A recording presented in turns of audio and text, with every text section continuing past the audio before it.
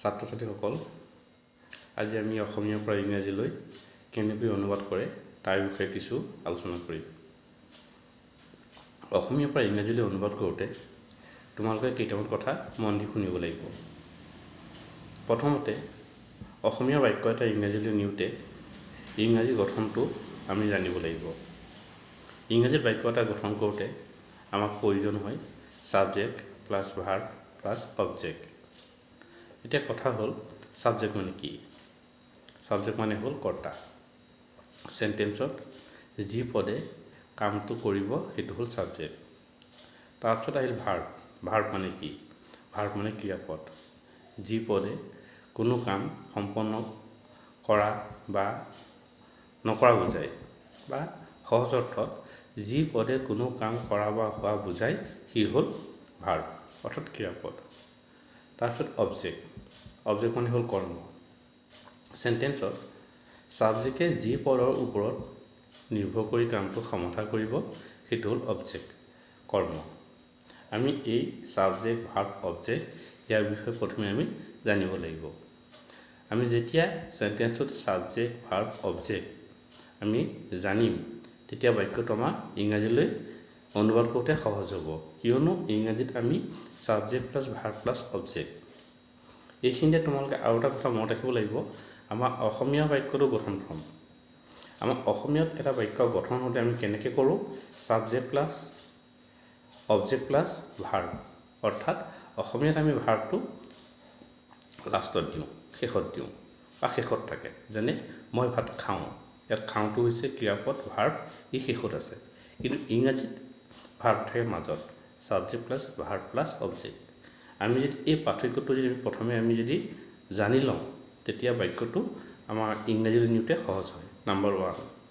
Number 2, আমি টেন্সৰ গঠন ফৰ্মৰ বিষয়ে জানিব লাগিব।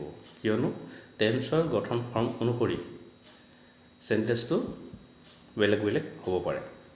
যেনে প্ৰেজেণ্ট টেন্স, পাষ্ট টেন্স বা ফিউচাৰ টেন্স, আৰু টেন্সৰ ইয়াৰ বিভিন্ন ভাগবোৰ। সৰ্বমুঠ আমাৰ টেন্স আছে 11টা, 12টা আছে। ফিউচাৰ পাৰফেক্ট কণ্টিনিউৱাছ সেইটো আমি ব্যৱহাৰ নকৰোঁ, তাক ধৰা নহয়। বৰ্তমান টেন্স আমাৰ 11টা আছে। কিন্তু মেইন টেন্স হ'ল 3টা, যেনে present tense, past tense, future tense. গতিকে আমি প্ৰথমে এই টেন্সৰ বিষয়ে বা কাল, অসমীয়াত কয় কাল, টেন্সৰ বিষয়ে আমি সম্পূৰ্ণ জানিব লাগিব।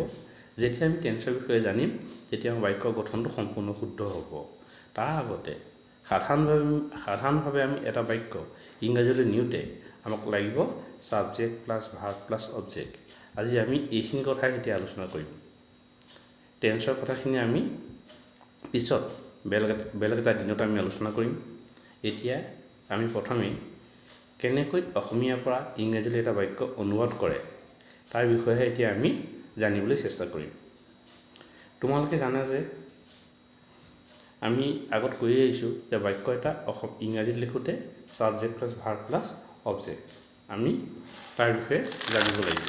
যেতিয়া আমি subject plus verb plus object এইখিনি জানিলোঁ, এইখিনি জনাৰ পিছত তেতিয়া আমি চেণ্টেন্সটো ইংৰাজীত প্ৰকাশ কৰিম। উদাহৰণস্বৰূপে আমি কওঁ যে মই ভাত খাওঁ। মই ভাত খাওঁ, মইটো হ'ল ছাবজেক্ট, ভাতটো হ'ল অবজেক্ট, আৰু খাওঁটো হ'ল ক্ৰিয়াপদ। গতিকে আমি ছাবজেক্ট ভাৰ্ব অবজেক্ট আমি চিনি পালোঁ। চিনি পোৱাৰ পিছত সেইকেইটা আমি ইংৰাজীত লিখি দিওঁ যে আই ইট ৰাইচ। আৰু যদি আমি চেণ্টেন্সৰ পৰা ছাবজেক্ট ভাৰ্ব অবজেক্ট যদি আমি চিনি নাপাওঁ বা বিচাৰি উলিয়াব নোৱাৰোঁ, তেতিয়া আৰু এটা আমাৰ সহজ উপায় আছে।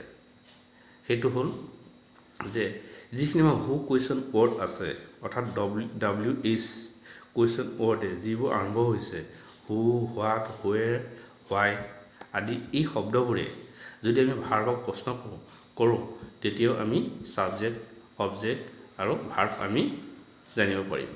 ভাৰ্বৰ বিষয়টো কৈছোঁ, এতিয়া ভাৰ্বটো সদায় লাষ্টত থাকে। মই ভাত খাওঁ, এতিয়া খাওঁটো হ'ল ভাৰ্ব। কোনে ভাত খায়?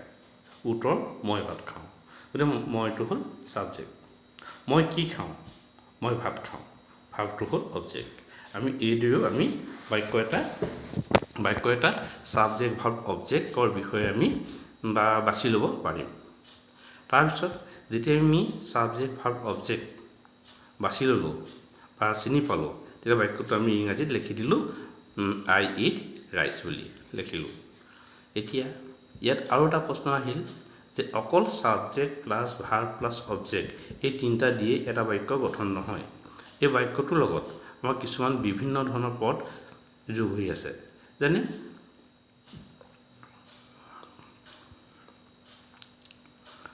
বেলেগ এটা বাক্য কৈছোঁ, মই বজাৰলৈ যাওঁ। এতিয়া মই বজাৰলৈ যাওঁ বুলি কওঁতে যাওঁটো হ'ল ভাৰ্ব, মইটো হ'ল ছাবজেক্ট আৰু বজাৰটো হ'ল অবজেক্ট। ইয়াত কিন্তু লৈ পদটো যোগ হৈ আছে, গতিকে লৈটো হ'ল প্ৰিপজিশ্যন। আৰু বাক্যত আমাৰ subject plus verb plus object ব্যৱহাৰ হোৱাৰ উপৰিও কিছুমান প্ৰিপজিশ্যন বা কিছুমান কমপ্লিমেণ্ট অৰ্থাৎ এটচেট্ৰা শব্দও যোগ হয়।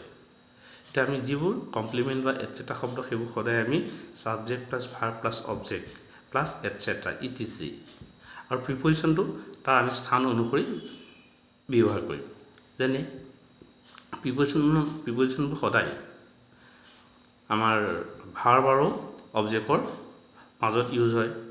এনেই প্ৰিপজিশ্যনৰ ইউজৰ বিভিন্ন নিয়ম আছে। এতিয়া সেই গোটেইখিনি নিয়ম নকওঁ, থুলমূলকৈ তোমালোকক মই কওঁ যে এতিয়া আই গ' টু মাৰ্কেট, ইয়াত টুটো হ'ল প্ৰিপজিশ্যন, গতিকে লৈ থাকিলে তোমালোকে টু দিবা, লৈ থাকিলে টু দিবা। আই গ' টু মাৰ্কেট। ওপৰত থাকিলে তোমালোকে অন, এবভ, অভাৰ ব্যৱহাৰ কৰিব পাৰা। ফ্ৰম থাকিলে পৰা থাকিলে ফ্ৰম দিবা।